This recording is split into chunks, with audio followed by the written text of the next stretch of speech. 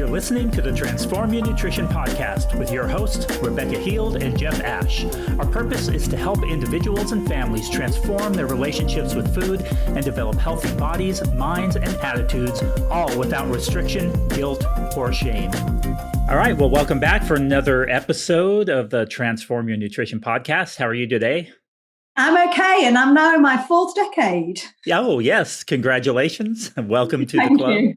I was thinking, I don't think we've spoken since I turned 40. So, no. Yeah, I will be, I'll be in the 5-decade club here in October. So I'm looking forward to that. You don't look a day over 49. No, well, that's good. Yeah. Some days I feel a number of days over 49, but actually most days I actually still feel like I'm in my 20s. So that's good. Same here. Yeah. I was saying to a client, now it's time to grow up. Yeah, exactly. No, can't make me do it. I refuse. Won't. Yeah.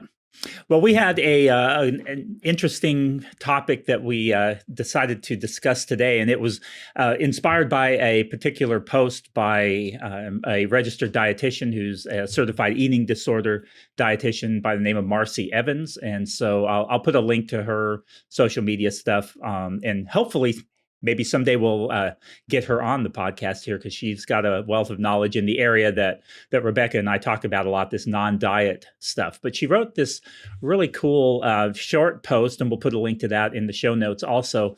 And it titled COVID Weight Gain and What It Really Means. And basically, it's a post talking about a lot of the fear mongering that's been going on in the headlines, a lot of the frustrations that people are posting, kind of coming out of as we're starting to come out of this pandemic, as people are getting vaccinated and things are opening up, and understandably so, a lot of people have found that they've put on some extra weight during this time, and it's seen in most cases as a negative.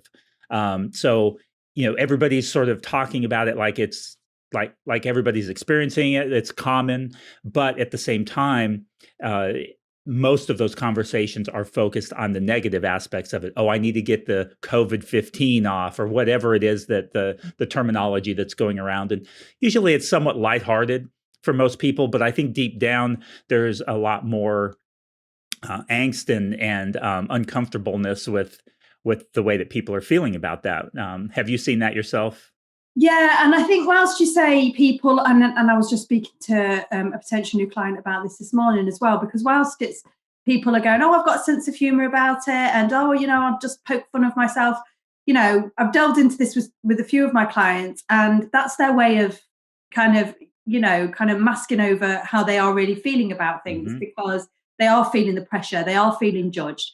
And they'd rather poke fun at what's going on rather than, before they'd rather do that before anybody else gets a chance to, because they're, because of the society that we're living in fundamentally, and because of this, this thin ideal that makes us feel ashamed that we have gained weight. But I think, as we're going to go into, should not be the case whatsoever. People seem to be skirting around the surface, and because they haven't seen people for so long, they're going, I need to use the dreaded COVID-15, or why aren't my clothes fitting me? I don't want to go out for that drink with my friends. But like we're going to delve into today, there's very real reasons for why that's happening, and we need to dig into that. Yeah, and they aren't necessarily negative. And I think that's what we're talking about here, is acknowledging that, yes, it has happened, and you don't have to be happy with it. We're not saying you should feel happy with where your body is coming out of this or any of these changes. We shouldn't deny our feelings necessarily. If the feelings are there, it's legitimate to acknowledge them.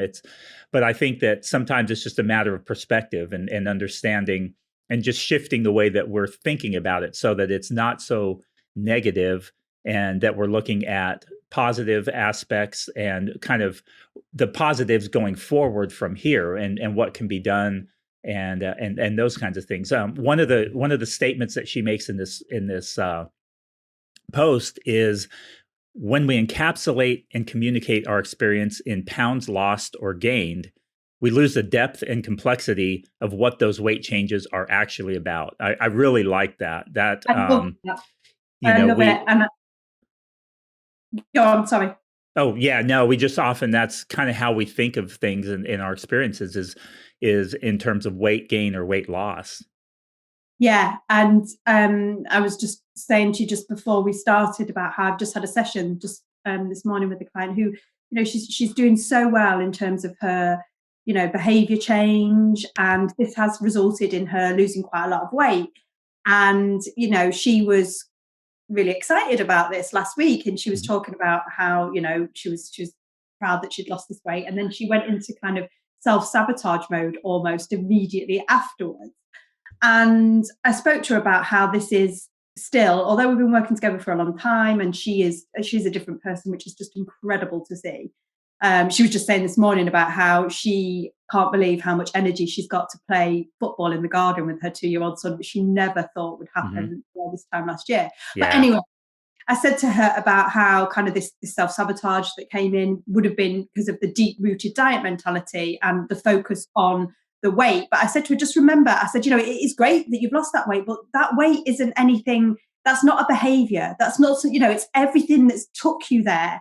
It's all of this more, it's this mindfulness. It's this, it's the exercise that you're doing. It's being more mindful when you're eating. It's the meditation you're doing. It's the reading, it's the development that you've made as a person and the changes that you've made that have resulted in that. And if you can just remember that, then this kind of, you're going to slowly eradicate that kind of diet mentality that fixates on that number and then can lead you into this kind of, self-sabotage and feelings of guilt, etc. Yeah, it's really just that perspective on how you're thinking about these changes and how you're the mindset that you have behind them, and how you're looking at things when things don't go exactly as planned, when something comes up in life that throws a wrench in the works, and you have to navigate that, and maybe something change. Maybe there's a change in your health, your body size, your shape, whatever it is, as a result of these other things. And it's kind of a matter of being kind to yourself, understanding, and just like you would with a friend or a family member who was struggling with it, you wouldn't beat them up over. Oh, at least you shouldn't. I think there are people who are actually doing this based on some comments I've heard from other people. You have partners that are not particularly understanding, or and it may be. From where do you think that stems from? That's such a tough one, because it does vary from person to person. I think for some people it's a matter of insecurity in themselves. Yeah. I know with my late wife, I think a lot of the abusive language that came out of her and her judgmentalness toward other people, which was a very strong characteristic of hers, came from a severe insecurity within herself. It was, somehow she had to put down other people in order to feel somewhat okay about herself. And I think that for some people that's the case. Other people, I think they're just jerks, and they're just they're just stuck on themselves, narcissists, and they think that, I expect this of you, and you should meet my standards. I think that some people are that way. There's a couple of points I wanted, because it's so funny, because I was reading a chapter in The Subtle Art of Not Giving a Fuck. It's a really good I was just reading about this last night, and it was talking about how, we can kind of portray our thoughts and beliefs and things onto other. I mean, it was in this book in particular, it was talking about a man who wasn't happy with the choice that his sister had made in partners. So he was giving her a hard time, saying she was ruining her life and wasting her life, rather than just letting her make her own decisions and finding her own way. Because it was talking about how when you let someone make their own decisions and find their own way, that's when relationships and connections and all of that are built. Whereas when you're trying to coerce and push someone into another way because of what you're thinking or feeling or what you believe that they should be doing, then it is exactly that. It's narcissistic, and it can break down relationships. And and I've seen this with clients where they've people have tried to coerce them into losing weight or to eating in a certain way, or vice versa, into gaining weight, and it has the negative effect. But I think you're right, there are people that are just jerks with narcissistic traits. But I think when it comes to weight and things like that, I think also as well, it comes from the society that we live in and this culturally thin ideal, and the fact that so many people just accept that we should all look a certain way. Mm-hmm. Whereas instead of thinking, right, society says that this person needs to look a certain way, so I'm going to push that on them, rather than questioning society, and thinking, actually, let's just find our own way here. Yeah, exactly. And there's so much of that goes on in this process. And I think even with parents too, we project that on our kids. And it comes from a well-meaning place. As parents, we don't want our kids to struggle with maybe the things that, if we struggled with our weight, the bullying or stigmatization that had happened when we were growing up, and we're trying to protect them from that, just like parents wanting to provide more for their kids than they had growing up. And those sort of well-meaning ideas, but sometimes get carried too far.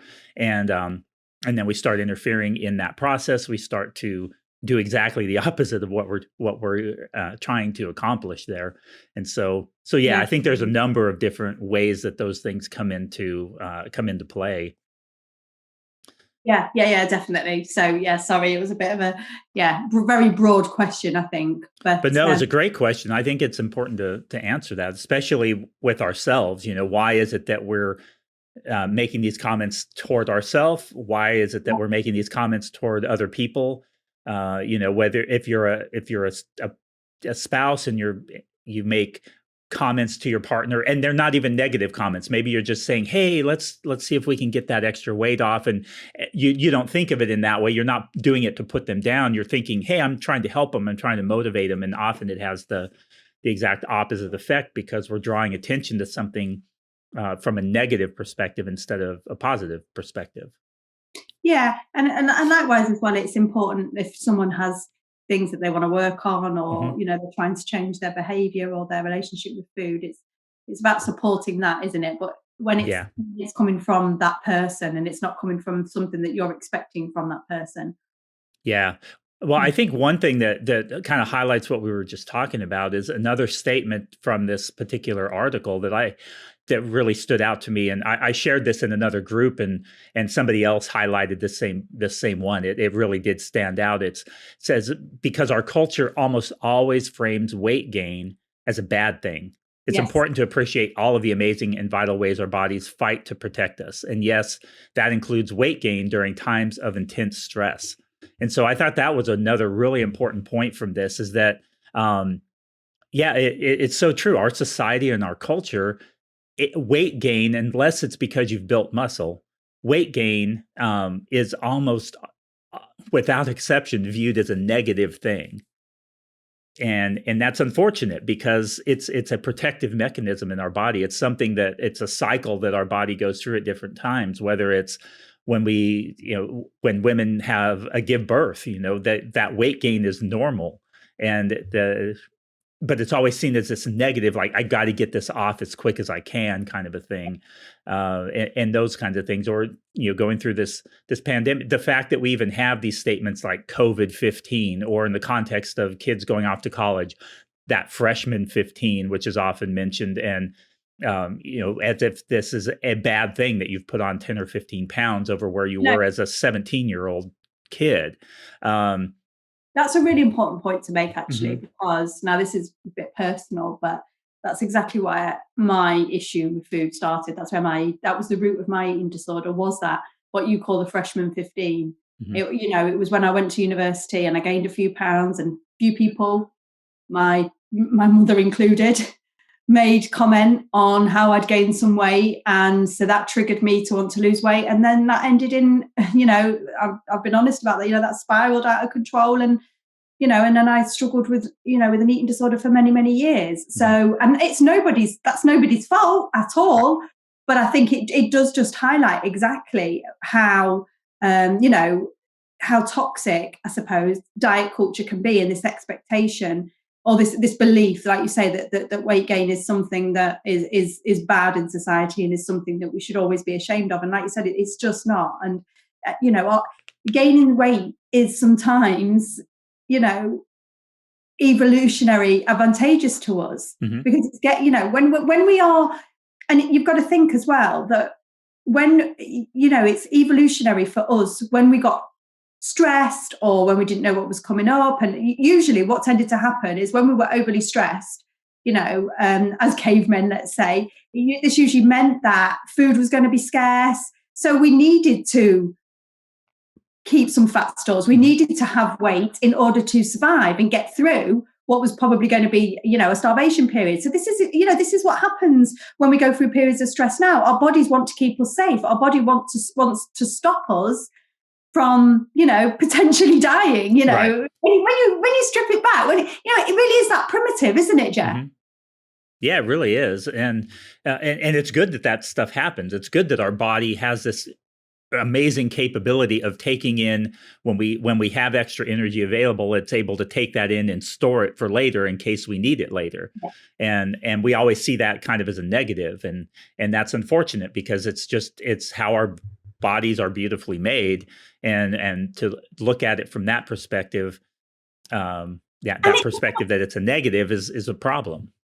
And it's about, we're talking about stress in very general terms, but, it's like what you mentioned before. It's about actually kind of digging deep, isn't it? And thinking about what's going on behind the stress, what is causing the stress that has led to that weight gain, because people have lost jobs, people have lost lives, people have lost loved ones, people are still working in conditions where they're at risk.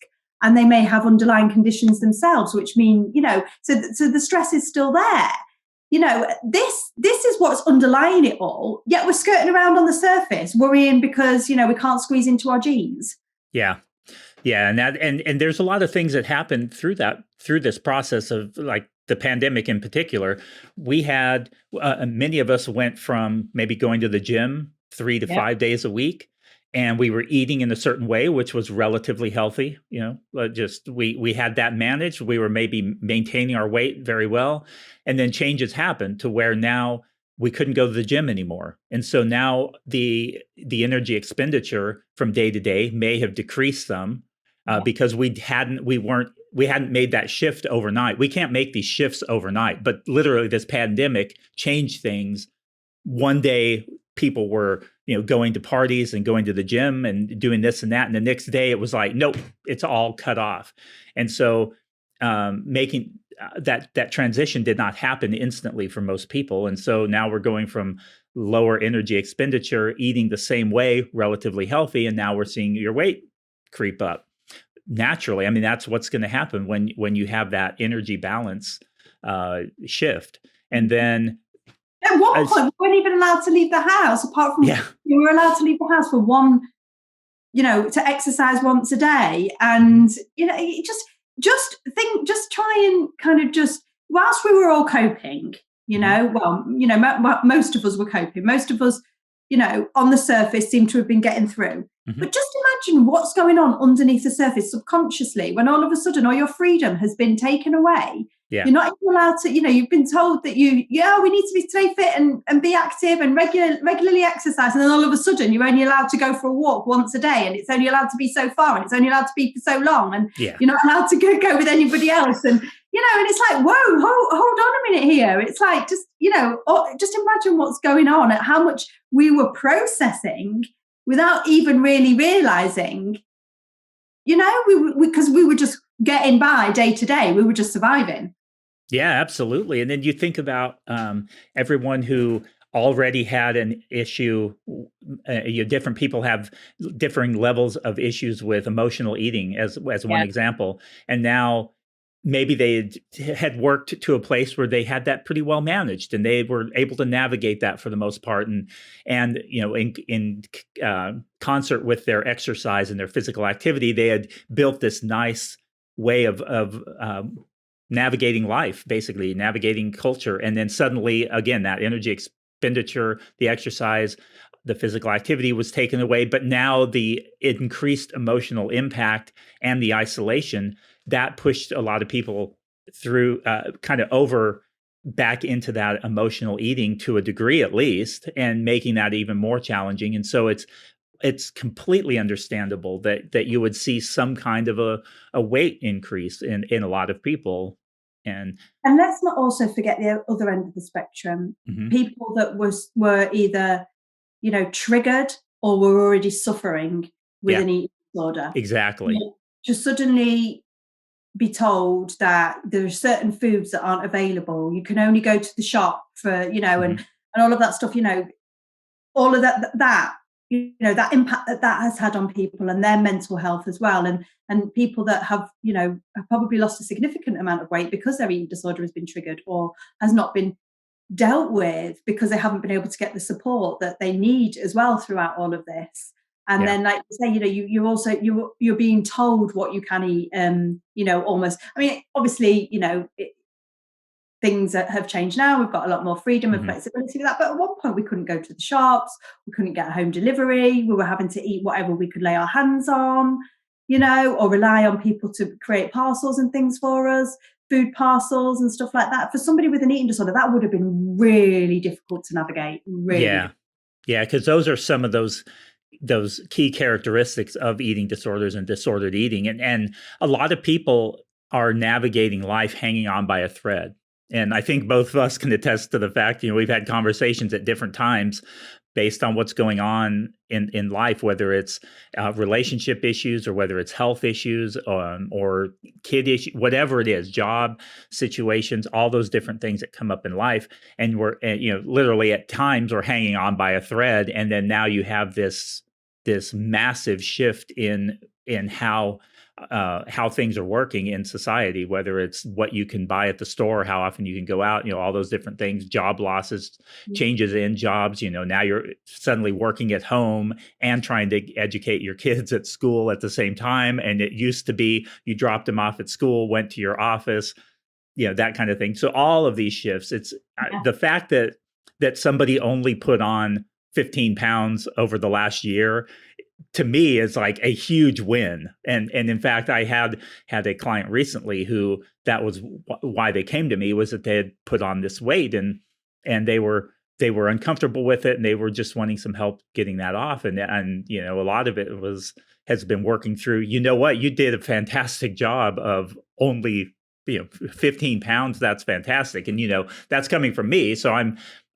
not trying to invalidate somebody's feelings, but kind of shifting that perspective and saying, you did a fantastic job. Or another client actually managed to maintain over that entire year. And I just was like, that is just fantastic that you had reached a point where you were able to navigate this really difficult situation and actually maintain.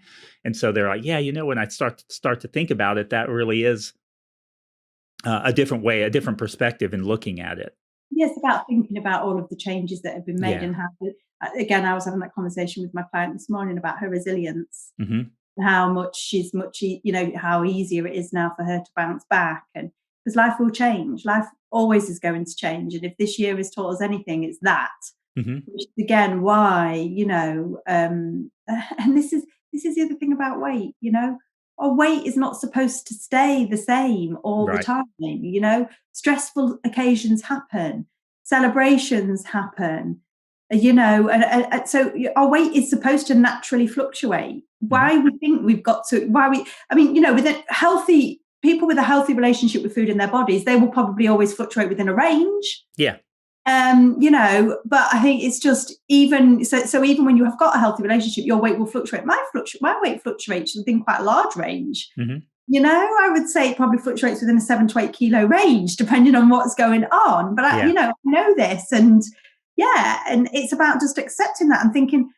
The thing is, and like you said before, it's not about invalidating somebody's feelings, okay? Because we all have those days where we feel fed up and we feel like, how have I let this happen? I'm feeling fat, my clothes aren't fitting. We all have those days, I'm definitely, I'm not going to sit here and say I don't. Of course I do. But the thing is, it's about being able to look at the bigger picture. It's being able to take that step back, and it's being able to think, okay, this has happened, but that doesn't mean I'm going to suddenly go on yet another fad diet, start restricting, start over exercising again, just to try and shift this weight that then I'm probably going to put on back again if I don't actually think about my relationship with food and think about making changes in that way. It's about not letting those feelings, I guess my point here is about not letting those feelings drive your immediate actions. Okay. Rather than thinking, right, I put a bit of weight on this morning, I'm going to skip breakfast, or I'm going to cut out carbs, I'm going to stop drinking alcohol. think about everywhere that's got you in the past. Might give you a short-term fix, but it's not going to do, it's not going to give you all of the answers that you're looking for. Instead, it's about reframing those thoughts and thinking, okay, what can I do now to make me feel good, to make me feel healthy, to make me feel energized? Skipping a meal isn't going to do that. Cutting out food you enjoy isn't going to do that. But finding a balance, yes, it is. Getting out in the fresh air, doing some exercise, preparing yourself 3 home cooked meals a day, making sure you're getting plenty of vegetables, all of those things, yes, absolutely. But not trying to force yourself now into something because of basically the fact that you managed to survive a pandemic. Yeah, no, those are great points, and that reminded me of one of the sections in this article where she gives a kind of an example of different ways of framing the way that we think of that. And one, she said, we can move from this, ugh, my jeans don't fit, I'm so gross, I need to stop eating, and then kind of fill in the blank with whatever food or thing that is, and change that to something more like, it really makes sense that I've gained some weight this past year. I've never had to manage this much stress and uncertainty in my life.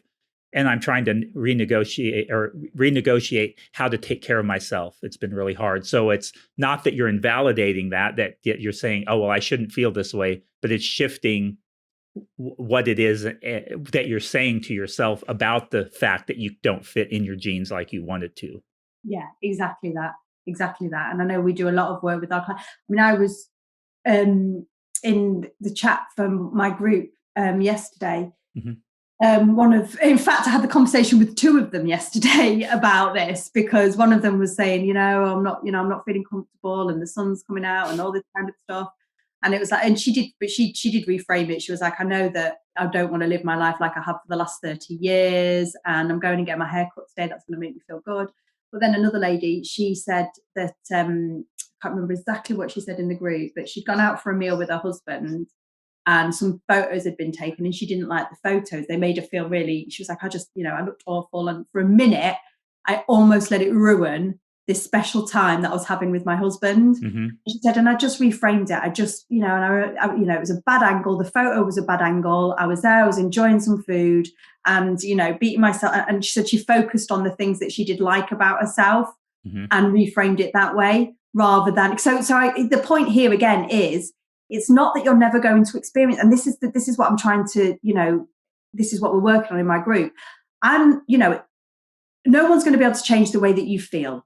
Mm-hmm. You're not going to be able to change the way that you feel, but you can absolutely, definitely change the way that you respond to those feelings. Right. And when you do that, when you do change how you respond to the feelings, it often helps those feelings to shift over time. Doesn't happen instantly, but exactly that.